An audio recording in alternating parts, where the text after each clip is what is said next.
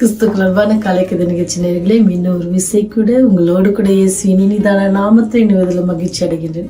எல்லாரும் நல்லா நித்திரை கடவுள் கொடுத்திருப்பான்னு விசுவாசிக்கிறேன். இந்த நாள் உங்களுக்கு இனிய நாளாக இருக்க இயேசுவின் நாமத்தில் சமாதானத்தின் வாழ்த்துதலை சொல்லுகிறேன். இந்த நாள் நமக்கு வருகிற வாக்கு தத்துவம் எங்க இருந்து அப்படின்னு சொன்னா, சங்கீதம் 138 அதிகாரம் 8வது வசனம். கர்த்தர் எனக்காக யாவையும் செய்து முடிப்பார்.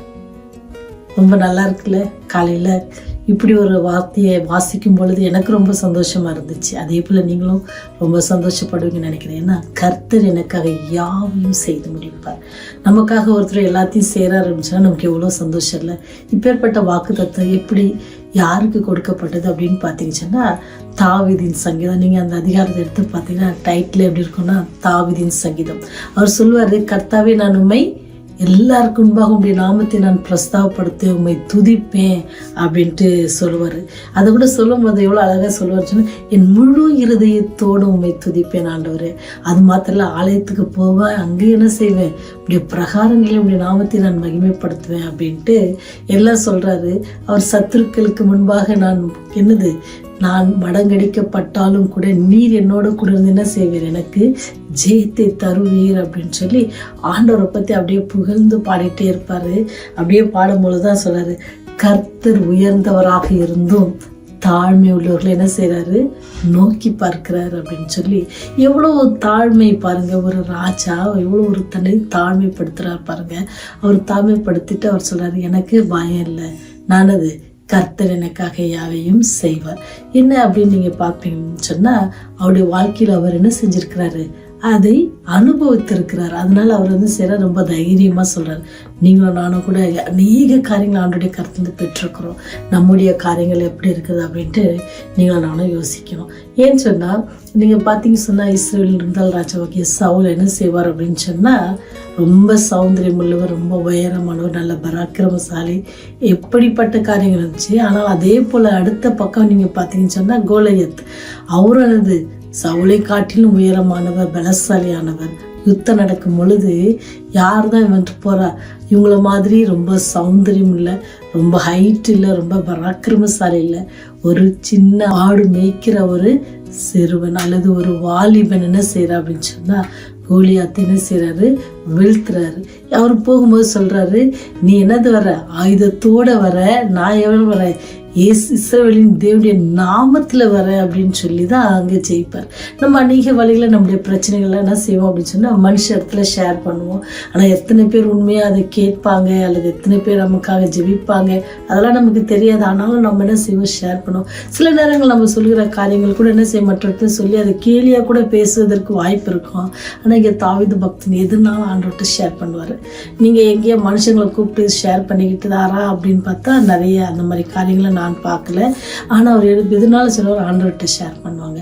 ஆண்டவர் அவங்களுக்கு வெற்றியை தருவாங்க. ஆண்டவர் அவங்களோட கூட இருப்பாங்க. அதை என்ன செய்வார், உடனே திருப்பி அடுத்ததான் அது சங்கீதமாக பாடுவார். நான் துக்கத்தில் இருந்தேன், என் படுக்கையை கண்ணீரால் நினைச்சேன், ஆண்டவர் என் பக்கமாய் திரும்பி எனக்கு என்னுடைய காரியங்களை வாய்க்க செய்தார். அதனாலதான் அவர் ரொம்ப தைரியமா சொல்றாரு, கர்த்தர் எனக்காக யாவையும் செய்து முடிப்பார்.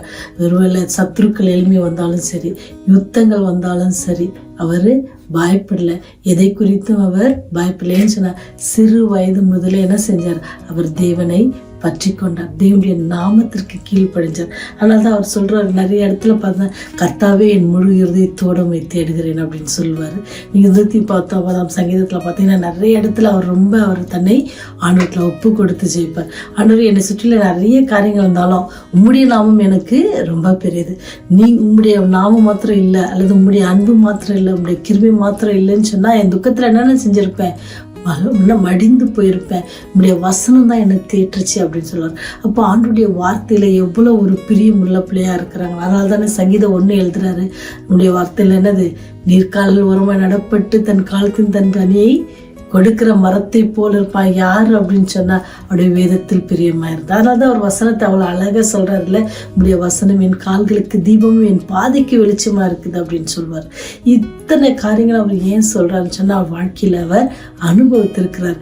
நீங்களும் நானும் நினைச்சு பாருங்க, நம்முடைய வாழ்க்கையில எத்தனை காரியங்கள் ஆண்டவர் நமக்காக செய்திருக்கிறார்.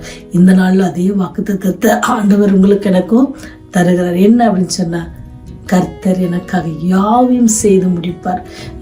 செய்வார்ன்றது வரை செய்து முடிப்பார். எவ்வளோ ஒரு உறுதியான ஒரு காரியம் பார்த்தீங்களா?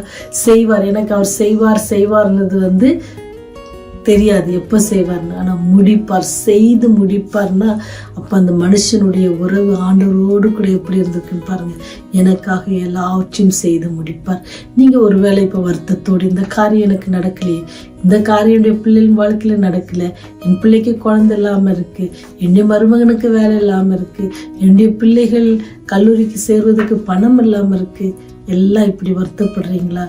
ஒருவேளை இந்த விபத்தில் என்னுடைய குடும்பத்தினரை நான் இழந்திருக்கிறேன்னு சொல்லி யாராவது வருத்தப்படுறீங்களா? எல்லாவற்றையும் தேவனில் ஒப்பு கொடுங்க. அவர் உங்களுக்காக எல்லா காரியத்தையும் செய்து முடிப்பார். நீங்கள் வேண்டிக் கொள்கிற காரியங்கள் எதுவாக இருந்தாலும் அவர் செய்வதற்கு வல்லவராயிருக்கிறார். இஸ்ரவேலோடு கூட இருந்த தேவன், தாவீதோடு கூட இருந்த தேவன், மோசையோடு கூட இருந்த தேவன், யோசுவாவோடு கூட இருந்த தேவன் இன்று உங்களோடு கூட என்னோடு கூட இருக்க ஆசைப்படுறாரு. அவர் நம்மோட கூட இருப்பாருன்னு சொன்னா அவர் நம்முடைய காரியங்களை எல்லாவற்றையும் என்ன செய்வாரு? செய்து முடிப்பார். நீங்க விசுவாசிக்கிறீங்களா?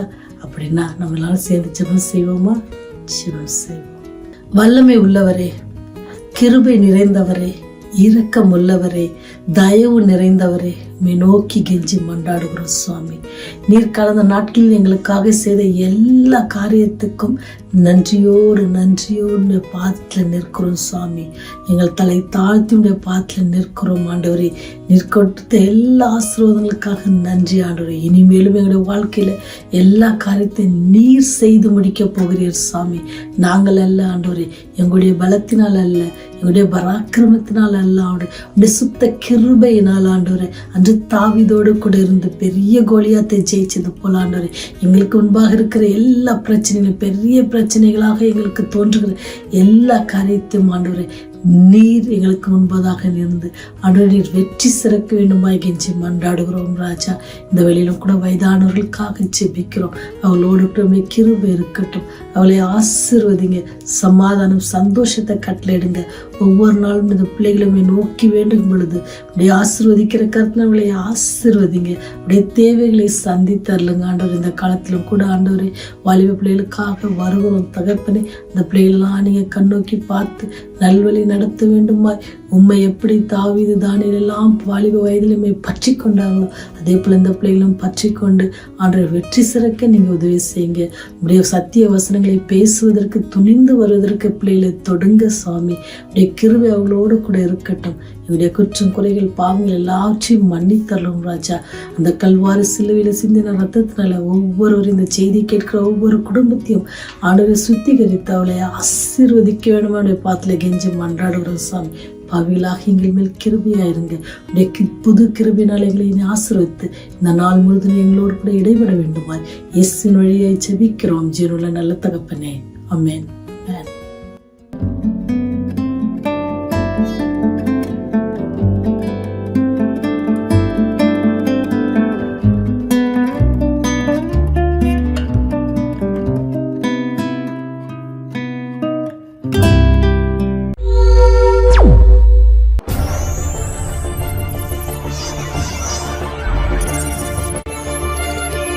நீங்கள் பார்த்துக் கொண்டிருப்பது உங்கள் ரிவைவர் டிவி.